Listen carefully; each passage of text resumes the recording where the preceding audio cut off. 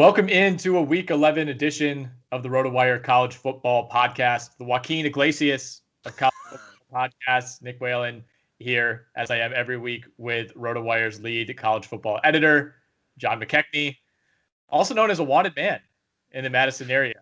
A man with a target on his back after a legal incident earlier today.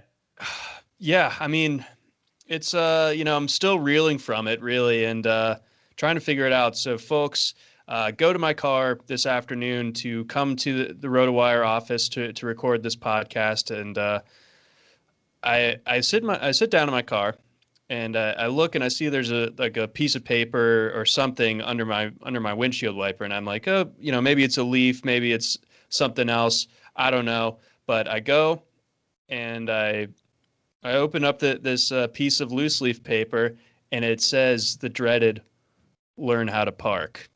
Brutal. And as a man who takes a lot of pride in how good he is at driving and parking and all that stuff, I'm totally besotted. Like, I'm so mad right now at this. And the problem is, like, there's nothing you can do when you're in this spot. Like, it's a totally anonymous thing, and like you can't, like, if you're parked in any sort of way that would warrant someone going up to your car and leaving that note, like, you probably were in the wrong a little bit. And so my ego's bruised in that sense. I didn't think it was as egregious to warrant a note like that, but I mean, come on, like, I can't find this person now, like, to like have a screaming match at them or something. But yeah, so now I'm just left like wanting more. I'm going to get no satisfaction out of this. It's merely I'm the jerk who can't park. My ego is bruised, and there's no recourse for me here. I'm just left empty-handed. So I don't think that I've ever been personally victimized by a situation like this. I'm an okay parker. I have a rear backup camera. That's really changed the game for me on a car that I got about a year ago. One, who has just like loose leaf paper in their car to do this? Like, nobody is going back up to their home or apartment to go grab paper and write this note. I don't carry a notebook and pen on me at all times. So that's question number one. Question number two, how were you parked? How bad was it? Okay, so it's a parking lot that has like angle or a row of like angle spots, So you pull in at an angle. High degree of difficulty.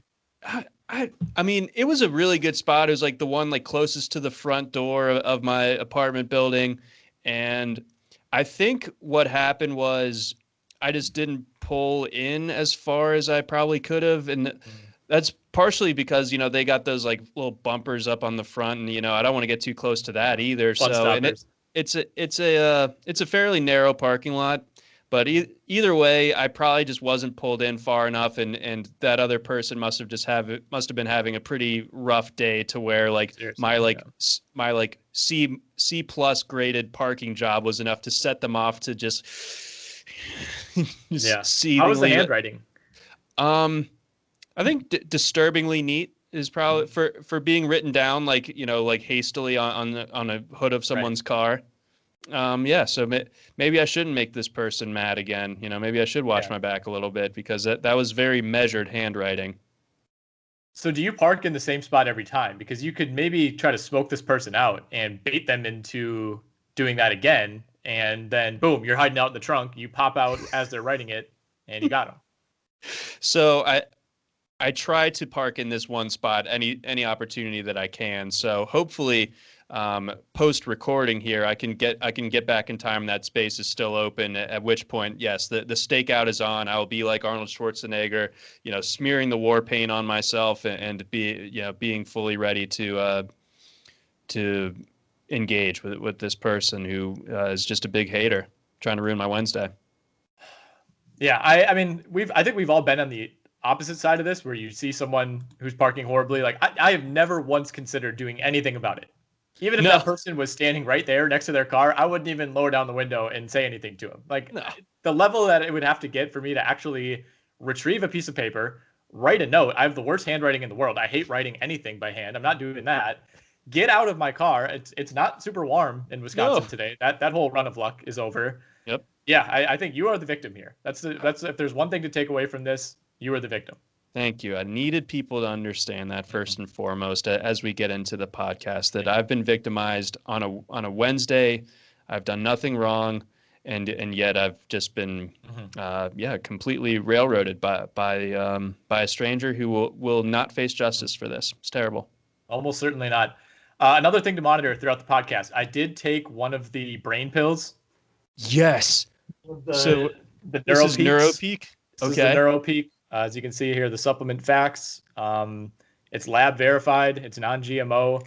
It contains no gluten, milk, eggs, fish, shellfish, tree nuts, peanuts, or wheat. So I don't know what this is actually comprised of. The main ingredient is gelatin, Science. I guess, rice flour, vegetable magnesium stearate. So yeah, I guess just kind of something to keep an eye on. If I start making some really good points, I start sounding a little more coherent than normal, we'll know that it worked. But as of now, I have not noticed much of a difference. I'm supplementing it with some coffee. So how many minutes in are you? Probably like 15. Okay. All right. 20. So I think sometime in the next 15 minutes or something, we're going to start having some like Pulitzer-worthy takes from you. Yeah, exactly. If I start, speaking in tongues or something of that nature, we'll know that it's working. On a much more negative note, something a little bit closer to how we started the podcast with this. This is kind of like the parking infraction of college football news. The schedule's not looking good for this week. Games are dropping like flies. The SEC in particular has been hit very hard. Georgia, Missouri canceled. Bama, LSU, I should say postponed. Tennessee A&M postponed. Auburn, Mississippi State postponed. In the Big Ten, we have Ohio State and Maryland. That one just came through earlier on Wednesday. So some pretty big games in a week that's not exactly littered with huge matchups. So it wasn't going to be a massive marquee week. We had some great games last week. We'll get to those in a little bit, but it's a kind of a down week in general, and now we lose some more games. And the SEC is now down to 3 games as of Wednesday afternoon, and who knows if any of these will be canceled before the weekend arrives. But the SEC slate, as it stands right now, is Vanderbilt, Kentucky, Arkansas, Florida, and South Carolina, Ole Miss. The biggest loser by far in this scenario is the good folks at CBS. Yes. But bless them. It's their Masters weekend. Like it could have been an unbelievable weekend for CBS to like have the Masters there, and then also, get like Bama LSU. Like, are you kidding me? On top of all of that, like that would have been so perfect for CBS and for, SEC fans alike, because there's a lot, if you make a Venn diagram of SEC fans, they're also probably big golf guys or big Masters guys. Watching the Masters in my business 3000 class, pretty chill. But yeah, I mean, it is just such a bummer that these games are getting obviously for like reasons beyond just we don't get to have like the ultimate entertainment on a Saturday thing. Of course, it doesn't even need to be said at this point. But no, we are the victims. Yeah. Yeah. This is the victim cast. Yeah. So that's something to monitor. Not only, what the SEC, how they proceed with some of these teams, now missing multiple games throughout the year. And now, whether this continues to spread over the next couple of days as, coronavirus continues to ravage the entire nation at this point. Luckily, though, if we look at the Big Ten, Wisconsin is set to return this weekend. And I only feel like this is like 30% homerism talking about this because, Wisconsin-Michigan was a game that as soon as Wisconsin-Nebraska got postponed and Graham Mertz, kicked this whole thing off with getting COVID, the whole concern was not the Nebraska game. It wasn't the Purdue game last week. That was also postponed. It was looking ahead to this Michigan game because at the time, Wisconsin and Mertz had looked phenomenal, beating Illinois in the opener. And at the same time, Michigan had looked arguably even better, handling Minnesota on the road. Right now, Wisconsin is a 4.5-point favorite at Michigan on Saturday night. And we have no idea if Graham Mertz or Chase Wolf, the backup quarterback, is going to be available. So to me, that line says a lot more about the state of Michigan football than it even does Wisconsin at this point. Yeah, I was just thinking about it. And, since I've been living in Madison since 2015, Wisconsin and Michigan have played a handful of times, and each time going in, and I don't know if your thoughts line up the same way as mine, but it's been pretty easy to tell which one of those two teams was going to win going into that game. Like back in 2018, the night game at the Big House, Michigan was playing really well, Wisconsin not as much. So I was like, okay, this one could get ugly. And then was it last year when Jonathan Taylor just ran all over Michigan in Wisconsin? Yeah, that one was over like midway through the second quarter. Yeah, and you felt like Michigan was walking into their funeral that day for sure. Like so it's been pretty like easy to get this game right. And if Mertz is playing 4.5 points, even though it's on the road, man, I love Wisconsin in that spot. I mean, for just covering it, like I think they win by at least a touchdown, and it could go into double digits. Like I think that Michigan is really, really falling on hard times, and things are slipping for Harbaugh right now. I mean, we've reached the point now where like the NFL rumors like aren't even just like, remember he coached in the NFL. It's like, yeah, well, like he probably is going to be coaching the NFL again pretty soon. Yeah, kind of a reverse Nick Saban situation for Harbaugh. I mean, what does worry me a little bit is the lack of a Wisconsin-like ground game, at least to the level that we're used to. So if you're relying on Danny Vandenboom, who I believe is like 1-for-1 career and hasn't thrown a pass since 2018, you can't expect much. It was a touchdown, though, wasn't it? That is true. So 100% of the time that he throws the ball, it results in a touchdown historically. But, in the past, I feel like if this scenario had happened last year, you'd be like, all right, we're just going to give the ball to Jonathan Taylor 45 to 55 times and we're going to be fine. They don't necessarily have that luxury this year to fall back on. So I think that would level the playing field a little bit. But, if we knew that Graham Mertz was healthy and Wisconsin was fully ready to go and had, weeks of practice ahead of this game, yeah, I have to agree with you. Even at Michigan, this would have the makings of a blowout, because I mean, that Michigan-Minnesota game looks like such a huge outlier, excuse me, especially for Michigan and somewhat for Minnesota as well. But man, I feel like we were just completely hoodwinked by that. Yes. Coming into the year, neither of us were in on Michigan, and then they come out and they do that, but we weren't quite aware yet of how fraudulent Minnesota was as well. So that win looked a lot in a vacuum than it does, just a couple weeks removed from it. I guess like the only way I see Wisconsin losing this one is there is something to be said for Michigan having been able to play each of these last 2 weeks. Like they're in good game shape. They've been practicing. They haven't had a COVID issue. So Wisconsin, the program was in pretty tough shape like this time a week ago. So with Mertz, everyone, having to isolate, that's less practice time. Like if there's a little bit of, rest versus rust here, it wouldn't shock me. But again, bottom line, I still think that Wisconsin is far the better side in this one. And as long as those factors don't really play that big of a role here, then I still stand by Wisconsin winning this one fairly comfortably. So sticking with the Big Ten for now, Penn State is 0-3. Those losses have come to Ohio State, Indiana, and now most recently a pretty one-sided beatdown against Maryland, 35-19 last Saturday. I mean, this is we know about the losses that they've had both due to injury and due to COVID, but I mean, maybe it's time we start praising Maryland and Tua's little brother. But at the same time, man, this is unbelievably disappointing start for Penn State, regardless of some of the defections that they've had. Yeah. So, I mean, this is a year that Penn State will want to forget, because I felt like coming into this year, if they were at full strength, that they had a legitimate chance to beat Ohio State and make the playoff. If everything was right, Journey Brown was playing, if Micah Parsons was playing, all that, if Sean Clifford was playing to the level that he was a year ago, all of that, it would have led me to believe that Penn State would have at least had a case to make at the playoffs. So the injuries, everything else, the shoddy quarterback play thus far, all of that is just combined for this crazy 0-3 start that, like you said, I mean, in hindsight, two of them are two top 10 teams, right? I mean, Indiana technically is a top 10 team now. Ohio State, of course, we know what they are.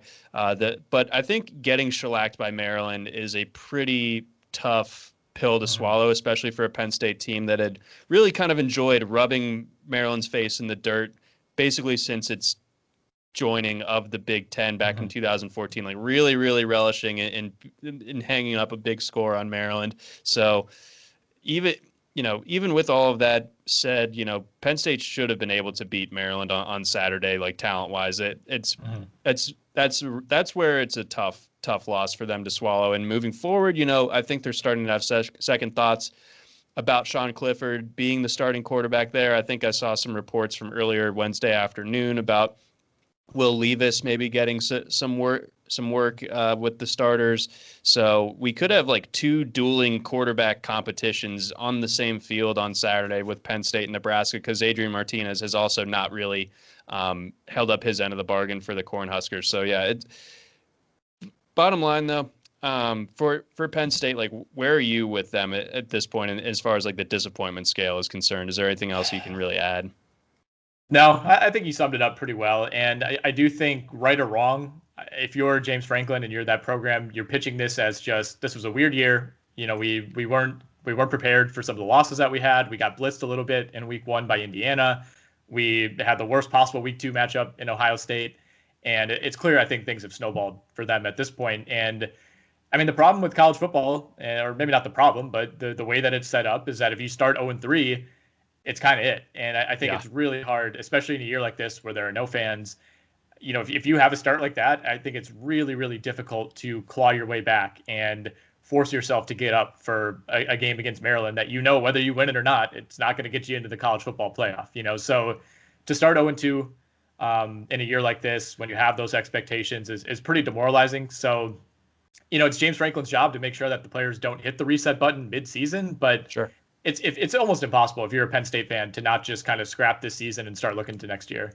Yeah, if you're a Penn State fan, like you're nowhere near existential crisis mode. Like, yes, this year is like worst case scenario, but that program is still in a really great place, all things considered. So, I mean, I have no doubt that they'll be back to being a fringe top 10 team next year. It's just that, they seem to be like there was going to be some team that really got railroaded this year in a way that no one really saw coming. I think like the LSU hangover was a little bit predictable, not maybe to this extent, but it was still like, man, they did lose everybody, and they just came off like the craziest year where everything went right. Like things might come back to earth a little bit, but like there was going to be some team that was unexpectedly just kind of like taken down by all of this, and it ended up being Penn State. So I think you made a really great point too, on like a human level. If you're just a player out there, there's so much emphasis placed on making the playoff, especially with Penn State, because that's like kind of your next step in your program's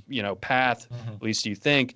And now that's completely off the table, and you're not playing in front of any fans, and the weather sucks, and it snowballs into just being a very dreary final 5 games of the season for you. I will say, though, if there's ever a year to have a season like this, it's this one, right? If you said like, all right, we're going to have one year where we go like 3-6, you would want it to be the one that's in a pandemic when there's no fans and it just kind of feels weird anyway. So I don't think it's the end of the world for Penn State by any means. And same for Michigan to some degree, although, with Michigan, you've kind of had this steady downward trend, and it's all felt like it's maybe building up to a season like this. Whereas with Penn State, this did kind of come out of nowhere. And I think we'll look back in a few years, and this season will be the outlier. Whereas I'm not sure we can say that for Michigan. Great way to put it. All right, let's look at the rankings now, heading into week 11. So we have Alabama back at number 1, Notre Dame at number 2, Ohio State at number 3, Clemson only falls to number 4, understandably. And that's where, after that, it gets a little wacky. You got Texas A&M at 5, Florida 6, Cincy 7, BYU 8, Miami very quietly crawling back up to 9 after a high-scoring win this past weekend, and then Indiana at 10. So right now, I mean, the top of the playoff picture, I think, looks about like what you would expect. Alabama, Notre Dame, Ohio State, and Clemson. One, are you fine with Clemson still being in here at number 4? And, still kind of being in command as far as, making the playoff if it were to win out. Essentially, the question is, how much do you penalize a team, if at all, for losing a close game in overtime to a very good team, the number 2 team in the country, without your starting quarterback, even if you have the number 1 5-star freshman to take over? Right. If you're the committee, how do you value that? Yeah, that's Yeah, a lot to get there, a lot to get to there. But I mean, when it comes to Clemson, like, are you going to, with a straight face, put Florida ahead of them, who lost to Texas A&M? No. Are you going to put Texas A&M ahead of Clemson? No. I mean, A&M definitely, like, technically has the better loss of the two, but by a very thin margin, having lost to Alabama, but certainly a lot more convincing what was their loss than Clemson's overtime loss in South Bend on Saturday night in front of fans. So I think it's clear that you have to put Clemson at 4, like, penalize them a little bit, but I mean, let's not kid ourselves. If you're the committee, like, Clemson is still one of the 4 best teams in the country, whether it's with DJ Uiagalelei or with Trevor Lawrence. With Trevor Lawrence, they're probably the best team in the country. So they would need to lose again to miss the playoff. I think that they will basically get a mulligan for that loss being on the. I mean, it was a tough enough game as it was, and then not having Trevor Lawrence, I think, kind of tilted the scales. Even though you could look at DJU's numbers and be like, how much better would have Trevor Lawrence had done? Statistically, maybe not even that much better, but I think that the command of the game, the respect that the defense would have had to give to Trevor Lawrence and what that offense can do when he's out there, it would have changed the complexion of that game, and it would have made. I think Clemson would have won that game, but. Yeah, it looks like Notre Dame kind of has a path, and they almost have the built-in excuse of losing to Clemson in the ACC championship game and still having an argument to get in. Yeah, that's what's going to be really interesting if it does come down to that, because, like, let's say Clemson wins that game by 3 touchdowns with Trevor Lawrence. That answers the question for Clemson resoundingly, and then it creates a question for Notre Dame, and it kind of flips the scenario where then you're choosing between maybe a one-loss Notre Dame that has beaten Clemson, but a reduced version of Clemson, or potentially another one-loss SEC team like an A&M, like a Florida, or undefeated BYU, undefeated Cincinnati, maybe an undefeated Oregon, whatever it might be. So it's setting up to be really interesting. I'd feel very good if I'm Alabama. I'd feel very good if I'm Ohio State. Those teams have the path to get where they want to be. But I would also be fine with those 4 if that's what it is going forward. Assuming none of those 4 trip up, I do feel like there's a pretty good case. Based on what we've seen so far, that those are the 4 best teams in football. And again, maybe one of these Pac-12 teams or another team from the Big Ten really is able to assert itself. But in a year that has had so many weird things happen, I don't think you could look at that field and say this looks out of place. I think those are 4 of the 5 or 6 best teams that everybody would have had on paper going in. And if that ends up being the field, I don't think there'll be a lot of complaining. No, that would have been 3 out of the 4 playoff teams from the 2018 year, and 3 out of the 4 from last season, correct? Or yeah. No, Bama didn't make it last year. So it was LSU. No, you're right. Yeah, so LSU and you're Oklahoma. Right. So yeah, really, I mean, Oklahoma had a really golden chance to be that number 4 team this year, but they blew that pretty early on. So it does feel like those are the 4 best teams. A&M, their path is a little bit trickier because they're behind the 8 ball as far as getting to Atlanta is concerned, because they've lost to Alabama. So that's going to make it next to impossible for them to get in unless Alabama loses one more time. Yeah, well, I wanted to ask you, so of these teams that are now, if there's the fabled in the hunt graphic right now, which of those teams would you bet to maybe displace one of those other 4 teams that we just talked about, whether it would be maybe a Florida winning the SEC title game over Alabama, or one of those teams like Cincinnati or BYU or even Miami or Oregon, ultimately putting together a resume that would end up rivaling a one-loss Clemson or potentially a one-loss Notre Dame by the end of it. Yeah, I guess first of all, remove Miami from the discussion. Like I just don't. They're number 9, yes, but I don't believe that they're anywhere close to, like, I think there's a clear drop off after number 8 BYU really. Florida, I think, has the noise. They've basically clinched the East at this point, so they're going to be able to make it to Atlanta to play Alabama in the SEC championship game. And if they can win that game, then it's hard to keep them out. And their only loss coming on the road against A&M, that loss that keeps looking better and better every single week. So I think Florida has like the most cut and dried. If they take care of their business, they will get into the playoff. Cincinnati, I hate it for them because they are an incredible team. Like, they are blowing the doors off of everybody that they're going up against. I love them against the spread this week, and that they have to cover like almost 4 touchdowns, and I still love it. They're great. It's just the committee's just not going to put in a group of 5 team. I don't. As long as there's 4 teams, and like you have teams like Bama, Ohio State, Notre Dame, Clemson, Florida, like it's going to take too much to like vault a group of 5 team into that mix. Unfortunately, I think BYU would, if they finish up undefeated, I think the committee might end up even ranking them ahead of Cincinnati. Unfortunately. Well, that was going to be my next question: is what would it actually take for one of those teams to sneak in? And I think Cincinnati and BYU in particular have benefited from the Big 12 kind of beating itself up, and it doesn't look like the Big 12 has no team ranked higher than I think 14, Oklahoma State, so they're out of it. I think maybe one of the underlying kind of strange issues is the lack of quality depth for teams in the SEC, like LSU being down. I think BYU or Cincinnati almost needed the SEC to do what the Big 12 has and kind of beat each other up. Whereas you look at the path that Florida has the rest of the way, you look at the path that Alabama has, pretty hard to see either of those teams losing. And, one of them is going to get in, and perhaps both, based on the result of the SEC title game. So you don't really have that really difficult path for the teams ahead of them. And you can kind of say the same for Notre Dame and Clemson now. Like, neither of those teams should lose the rest of the way. So if you're Cincinnati or BYU, you're basically rooting for a major upset the rest of the way. I think that's kind of the only way it happens. Like, these teams, and this is often the case for a group of 5, but they don't really control their own destiny.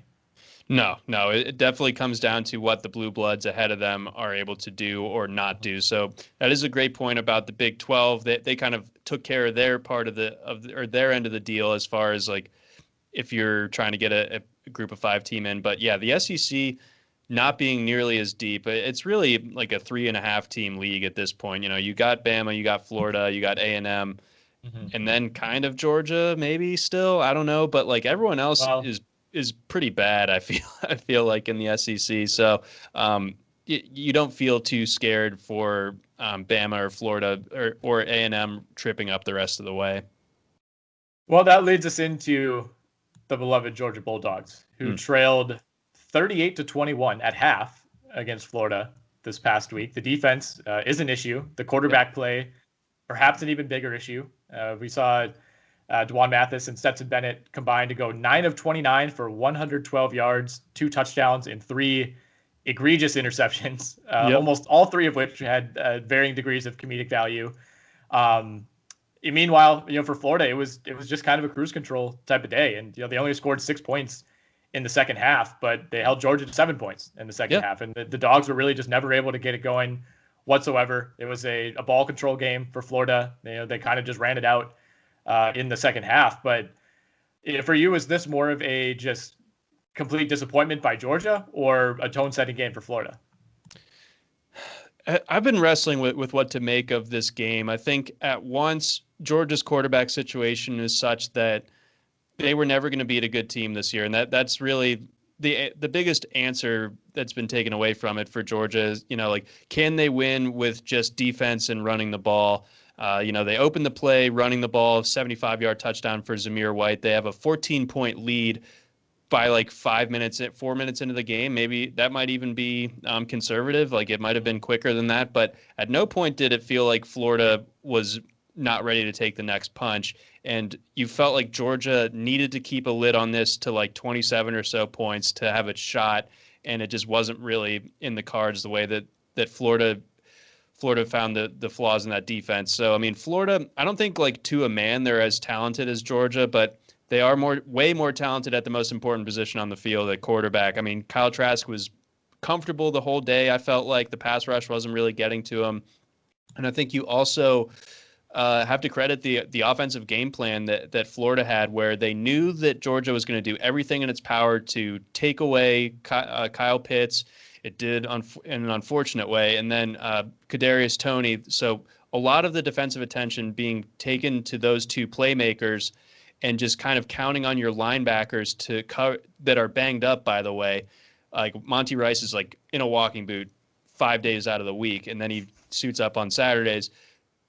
Asking them to like cover like the wheel routes by the running backs out of the backfield, that was like such like a glaring issue for Georgia that they clearly did not account for. And Florida knew that they could get Georgia that way, and they just kept going to the wheel routes over and over out of the backfield and just gashing Georgia's defense that way, and then Georgia's on its heels, and then you can use the other playmakers that you have, like Kyle Pitts or Kadarius Toney. So, I mean, Florida did a great job of making this defense look pedestrian. And I think the defense tries to make too many plays because the offense is as bad as we know it is. So it's just a huge confluence of things. I sounded pretty pessimistic last week because I was, and it ended up bearing out. I am surprised at how exposed the defense has looked in the two big games against both Alabama and Florida. Florida, it all happened in the first half. Bama, it all happened in the second half. I don't know what to make of that, but either way, this Georgia team doesn't have it. I'm in like Penn State mode with them. Like, throw it out with the wash, and we'll see you again next year. Yeah, no, that's a great comp. They're firmly in Penn State territory. They're not in Michigan territory. They certainly are not in Florida State territory. The Dogs will be back next year, no doubt about that. Where do you want to go elsewhere in Week 10? Let's see here. The Virginia Tech Liberty game had a pretty wild ending. Some questionable coaching decisions by one Justin Fuente led his Hokies to be outfoxed by one Hugh Freeze's Liberty Flames. Very impressive stuff from Liberty getting that ranked win. A little bit of some local bragging rights. Both of those being Virginia schools. So there's a little bit of something to be said for that. So good stuff there.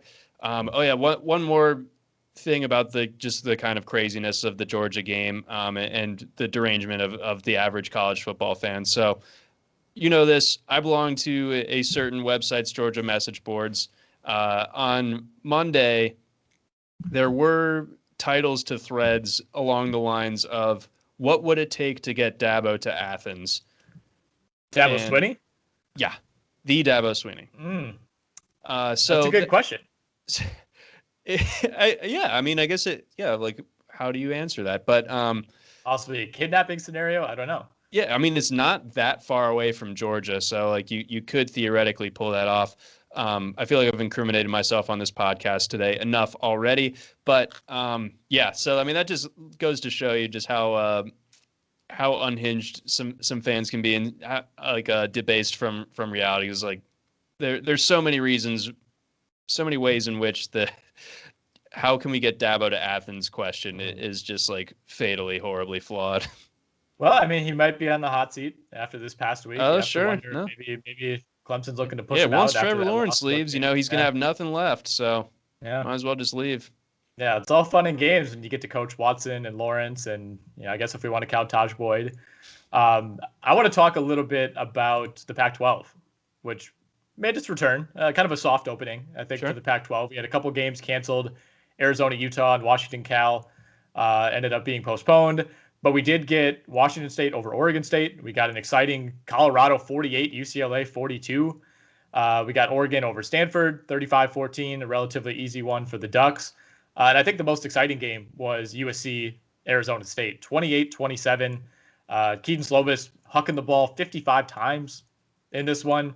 A little bit of an ugly game, honestly, for both teams. It was one where USC had to throw the ball 55 times for a reason. I don't know if that was actually the game plan, but Slovis found Drake London late in the fourth quarter on a fourth down play to ultimately put USC ahead in this one and start the Trojans off on the right foot. Yeah, so very impressive stuff from USC. I felt like that game was sort of like the crucial game of the Pac-12 South's entire season, just because I'm a little bit lower on Utah this year. We went over that last week, but yeah, that ended up being an amazing game. And, it was weird seeing Pac-12 football on my TV at 11 a.m. I was like, man, I feel bad for those West Coast students, having to get up that early for a game, but they were rewarded for it. They were treated to a good game. USC showed some pretty horrendous flaws on defense, especially against the run. I mean, Arizona State, they lost Eno Benjamin. They had basically no one with any carries. So they had two freshman running backs and one other kind of relative unknown, just absolutely gashing them on the ground. So that was surprising. That's going to be something that USC needs to address. But offensively, they don't need the run game when they have Keaton Slovis back there and you have Brew McCoy, you have Amon-Ra St. Brown, you have Drake London. Those are just ridiculous weapons to get the ball to. So I'm all for this, Graham Harrell offense just saying, yeah, we're just going to throw it.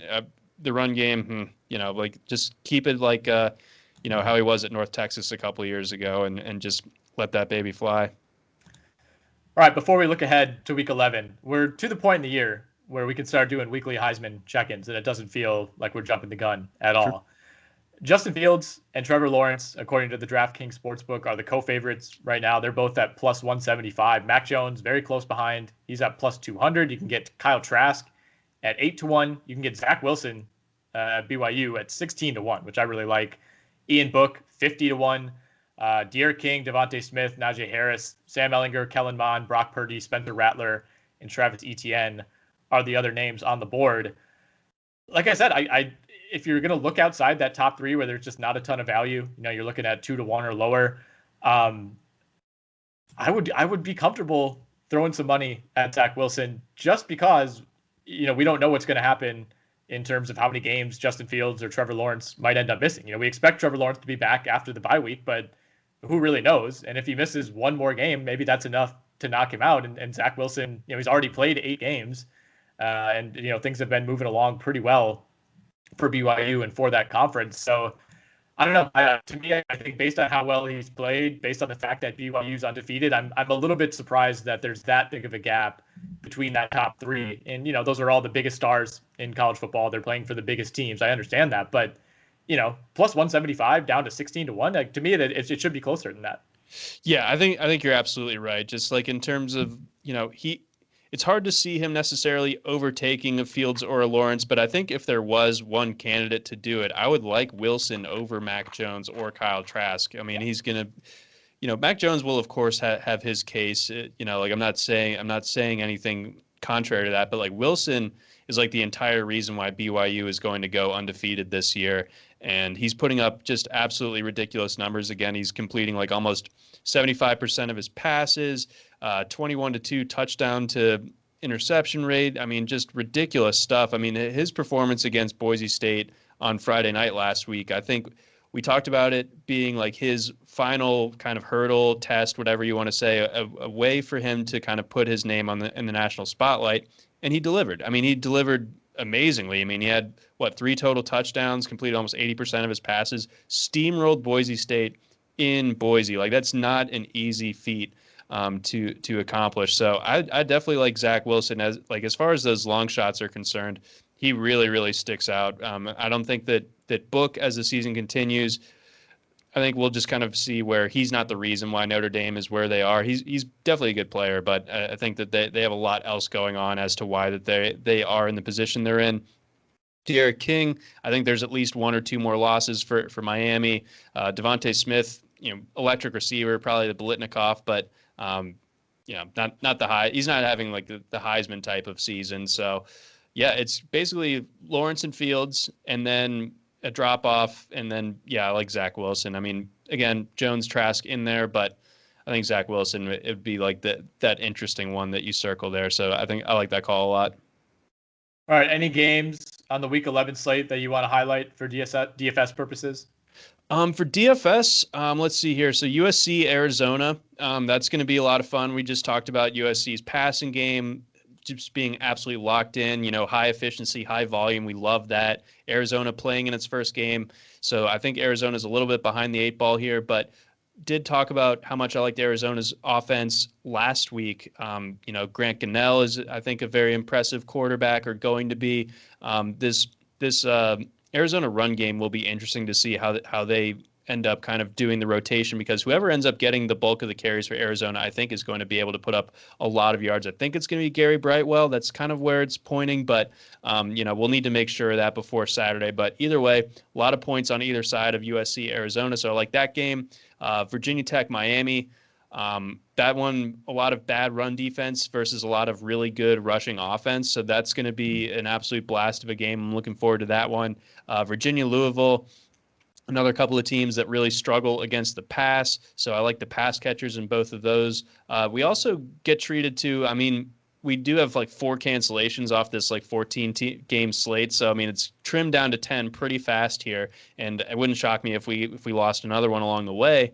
But we get Marshall back. We get Marshall on a main slate. We get Grant Wells' redemption. He hasn't had to redeem himself from anything. He's been pretty tremendous since we last checked in on Grant Wells.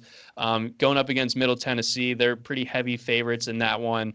So I think there's going to be a lot of run game possibilities for Marshall here. I don't really think that they're going to need Wells to light it up through the air, but that's a game to pay attention to, or at least a side to pay attention to. And then I don't know like what North Carolina needs to do to get more respect from DK and the betting public, but like I know they've lost a couple of games too. So I mean that's admitting that fully, but UNC is legit, and I think that they're going to continue to steamroll on offense this week, and they're going up against Wake Forest. I really like that matchup for them as well. So those are the games and specific sides that I like for attacking DFS this week.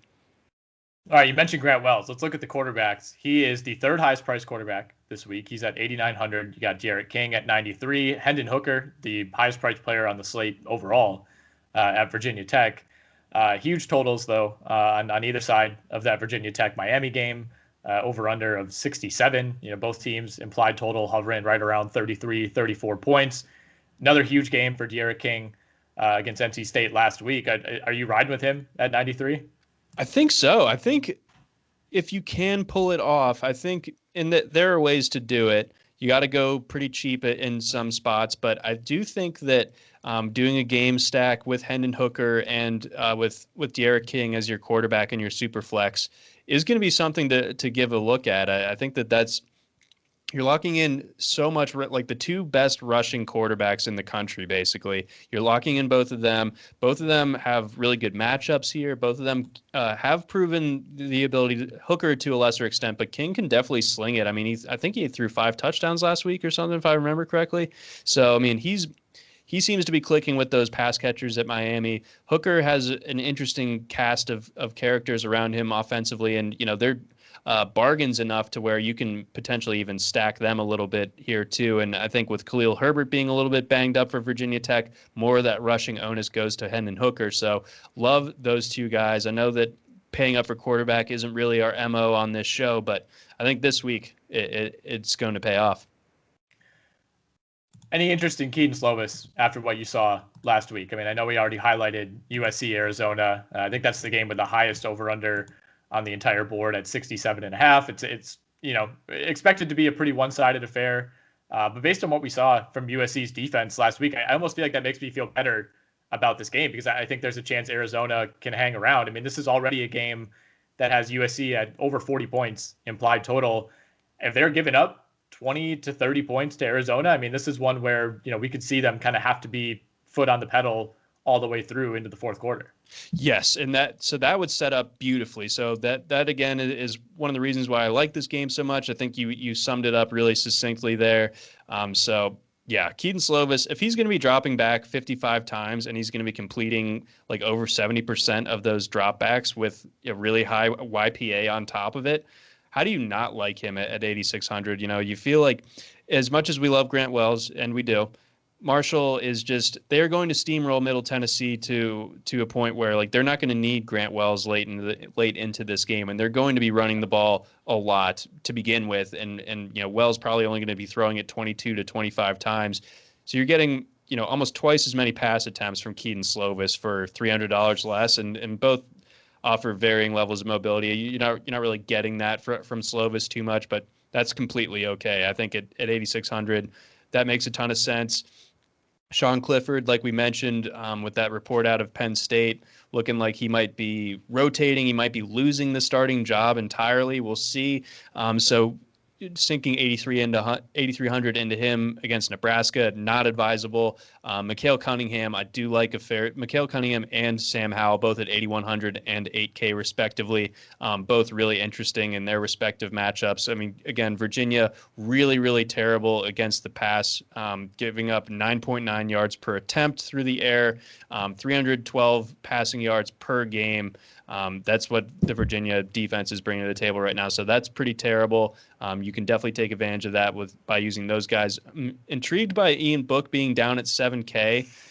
That seems like an underprice, but I don't know. There could be like a bit of a sleepwalk effect, I feel like, for Notre Dame this week. They're going up on the road against Boston College. Boston College has a lot of flaws to it, so Notre Dame coming off the big win, I don't expect them to be at their crispest necessarily. I could see this one being a little bit sluggish. I could see Boston College hanging around in this one, so I don't like Ian Book even at that reduced price tag. If you need to really go low at quarterback, Asher O'Hara, kind of one of like the fantasy all-stars coming into the season, has that really nice rushing ability. Passing ability is pretty suspect. He's probably going to have some turnovers in this game. Marshall's defense is legit, but he's just 6,600. He's the complete engine of this Middle Tennessee offense. He's basically their entire run game, in addition to being their entire pass game. So if you need to, and I don't think there's going to be a particularly high roster percentage on him, I think O'Hara is at least interesting at where he checks in. A lot of bad run defenses, I should say, to target this week. And one guy that our optimizer and our value report on RotoWire.com really likes is Cameron Harris at Miami. Not a huge game last week by any means. Not a huge game 2 weeks ago. Only had eight rushes for 8 yards against that Virginia defense. Most of his big games and most of his production came early in the year against UAB, against Louisville, against Florida State. He found the end zone a couple of times. It's been really, 3 of the last 4 weeks for him, pretty disappointing. And even his standout game in that span, he found the end zone, through the air, but got nothing going on the ground against Pittsburgh. What is it about Cameron Harris this week that our projections love so much?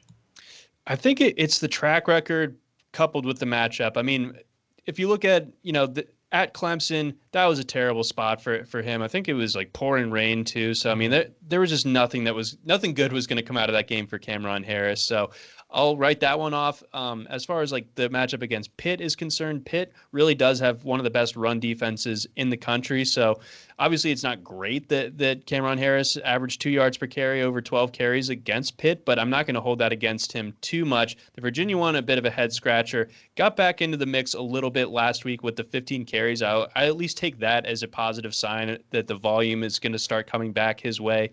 And then just like the bottom line of this, for this slate, the run defense being so poor for Virginia Tech. They're one of 4 teams giving up over 200 rushing yards per game and over 5 yards per carry. So this sets up extremely well for a Harris bounce back. And at 6K, I know that he's probably, burned you here in the past and all that. But if you're looking at this board and now you get, guys like Isaiah Spiller and Tank Bigsby and Aeneas Smith all kind of taken away from you, your options are a little bit more limited. And Devin Ford, the way that he played last week, it's like, okay, can I really trust him? I mean, he was terrible against Maryland. So Michael Carter and Cameron Harris, to me, are like those 2 guys in that 6,100 to 5,900 range that actually have some legit upside, have some floor to go with their ceiling. I like them a fair bit. Stephen Carr, I worry that USC is just going to throw the ball too much. Carr did get 7 targets last week, which is encouraging. Didn't do basically anything with them, though. But, empty calories are still calories for DFS production. So if he's getting like 4 or 5 catches on top of like 8 or 9 or even 10 carries, then I think Carr might be able to hit some value for you at 6,200. But yeah, like the mid tier has really been hit hard by all the postponements. So you're either paying up for your guys like Javonte Williams, who's obviously just like automatic for North Carolina, gets all the touchdowns in the world. I cast my doubts about Notre Dame a little bit this week, so Kyron Williams probably not as much on my radar. Brendan Knox, I do love, though. At 8,500, you might say, like, who's this Marshall guy? He's ridiculous. He's going to run all over all over Middle Tennessee. I think he's going to see, anywhere between 22, 27 carries and just ripping off chunk yardage with each of them. They're not going to enjoy tackling him. So I do like Brendan Knox a fair bit, and Javian Hawkins as well at 8,300. As far as like the upper tier running backs, there are guys to choose from, but there's also those guys a little bit further down that are worth some consideration too. All right, what about at the receiver position? You have a pretty stark contrast at the top with Jahan Dotson at Penn State at 8,800. The next highest priced player, you go to De'Ami Brown at UNC at 7,100. Massive difference between 1 and 2. How many people do you think are able to take the bait at that price?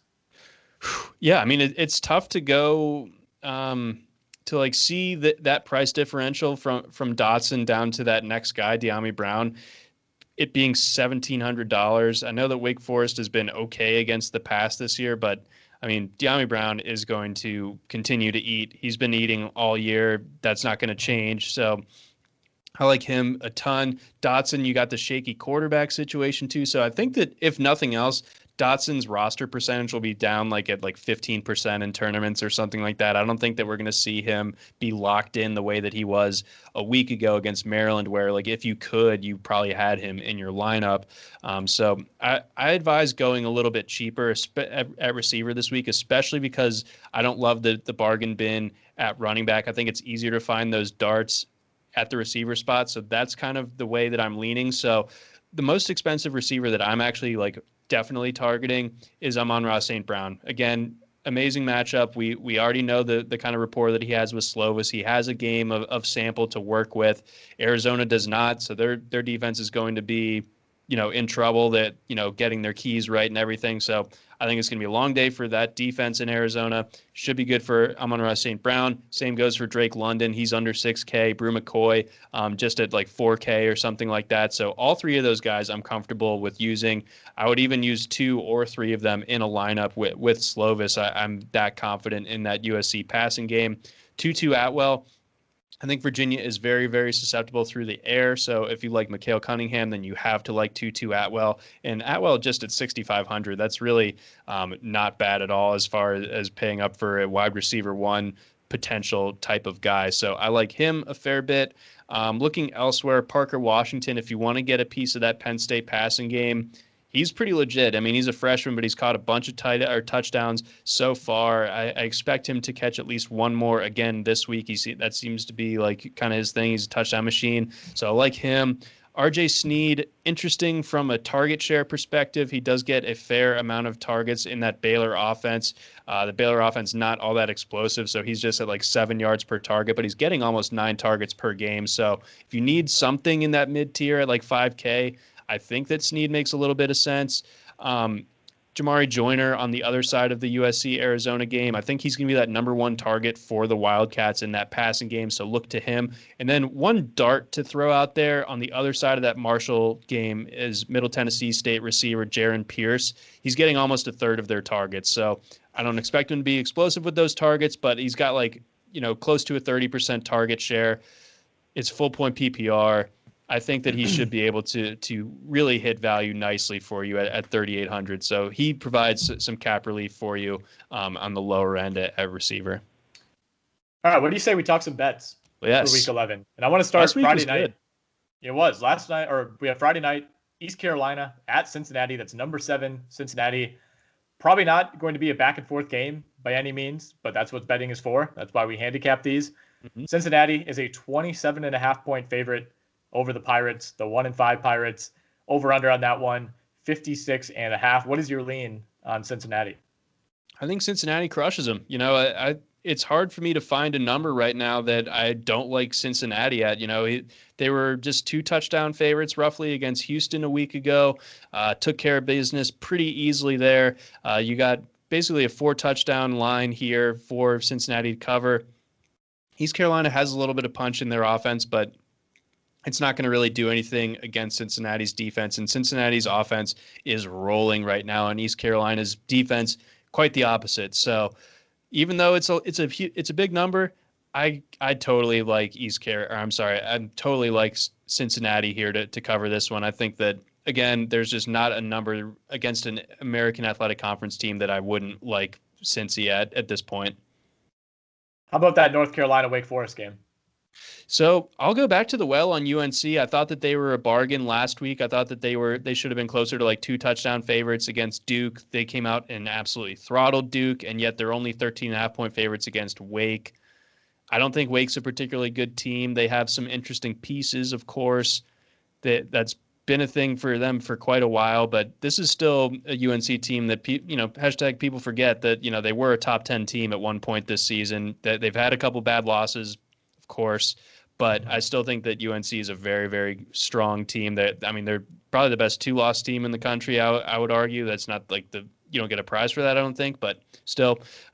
So, again, their offense is rolling. I think their defense has enough to it, and they're playing with some confidence now after last week to where I like UNC to cover 2 touchdowns against Wake. All right, real quickly, any others as we look through the Week 11 slate? Yes. So I like App State -16. They're at home. They're going up against Georgia State. Georgia State just not that good of a team. App State extremely well coached, really talented for Sun Belt purposes. I think that they will take care of business by more than 16. So I like them. I like USC -14 at Arizona. I know it's a big road favorite, and I know that USC might have not inspired a ton of confidence last week, but I think Arizona's going to be bad. And I think that the fact that they haven't played a game yet, I think adds a little bit of extra value to USC for this week. Same goes with like Arizona State -4 against Cal. I think Arizona State, the only question for them was, are they going to be able to run the ball with no Eno Benjamin? They clearly answered that. They still have Jaden Daniels. They need to find a playmaker at receiver, but I do like this Arizona State team. They're playing against an inexperienced Cal team that again did not play last weekend. So I like that. And then rounding it out, Wisconsin. Roll badge, -4. I'm seeing that line at 4.5, and I'm wondering if that's in reaction to the belief that Graham Mertz, could be available based on the timing, and if he's ultimately ruled in, that number could swell maybe even a little bit more. Yeah. I'm with you on Wisconsin. If that stays in the 4 or 5 range, I like the Badgers, especially if they have Mertz. I like North Carolina State at home against Florida State to cover 9.5. A Florida State program like falling apart right now. Yeah, they're literally losing their best players who, obviously it's been a disaster besides that, but that program has continued to reach new lows. They've done that yet again this week. And I'm kind of with you, and you hinted at it a few times that this is maybe a letdown week for Notre Dame. And you go at Boston College, a Boston College team that put a scare into Clemson a couple of weeks ago, and granted that was without Trevor Lawrence, but Boston College is 5-3. Notre Dame's coming in feeling great about that game last weekend. I think it is a little bit of a trap spot. I wouldn't pick Notre Dame to lose, but I do like Boston College to cover a pretty big number at 13.5. Yeah. The Boston College has a little bit of explosiveness to them. Like, keep an eye for this guy, Zay Flowers. Really, really fun guy to watch on BC. Super explosive. They have Hunter Long, a great tight end that probably could have played tight end at Notre Dame. Like, he's very, very good. But yeah, again, overall point, it's a little bit less about BC than it is just Notre Dame maybe getting caught sleeping a little bit here, but it should be enough for BC to keep this one within 2 touchdowns. I could definitely see that happening. All right, we'll wrap up with this. We got 3 Maction games on this Wednesday ahead of us. By the time this podcast is out, one of them at least will have probably already started. Doesn't matter. I want rapid fire picks, just winners for these 3 games. Eastern Michigan at Ball State. Ball State. Toledo at Western Michigan. That's a great one. Give me Western at home. Central Michigan at Garrett Wolf U, Northern Illinois. Give me the Fighting McElwains, Central Michigan. All right.